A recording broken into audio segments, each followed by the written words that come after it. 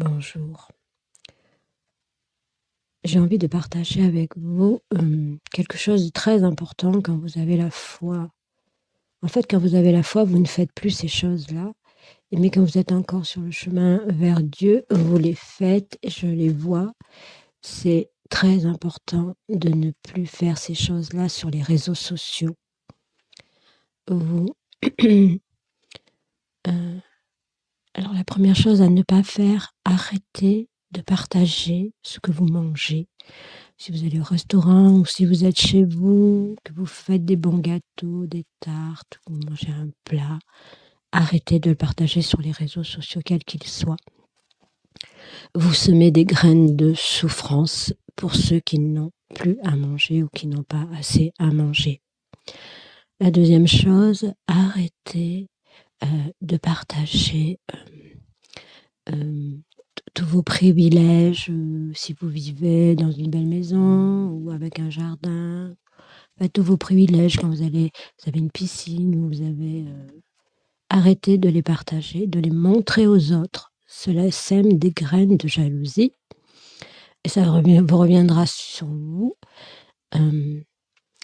La troisième chose, lorsque vous priez, arrêtez de prier sur les réseaux sociaux.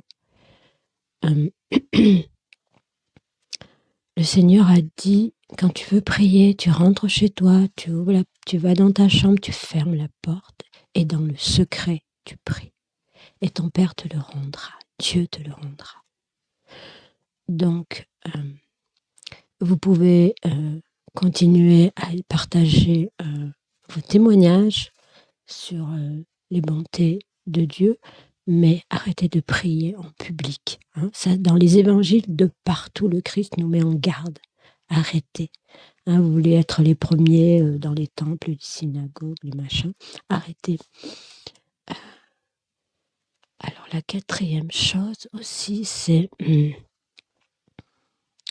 Donc, si vous voulez partager votre bonheur, faites-le discrètement, mais toujours en témoignage de Dieu, parce que c'est lui qui vous donne toutes les bontés, c'est lui qui vous donne tout ce que vous avez.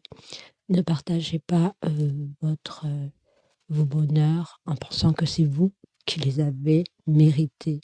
Il n'y a pas de mérite. Dieu est miséricordieux avec tout le monde. Et il n'y a pas de mérite. Voilà, c'est juste... aujourd'hui, sur le net, sur Internet, vous pouvez toucher n'importe qui est dans une grande souffrance et qui peut, en voyant tout ce que vous leur jetez au visage, faire des actes. Alors, ce ne sera pas de votre faute, vous n'êtes pas coupable. Mais le Seigneur nous a bien avertis dans les évangiles de ne pas être à l'origine de certaines souffrances que nous pouvons donner chez les autres. Notre lumière intérieure n'a pas besoin d'être vue sur les réseaux sociaux.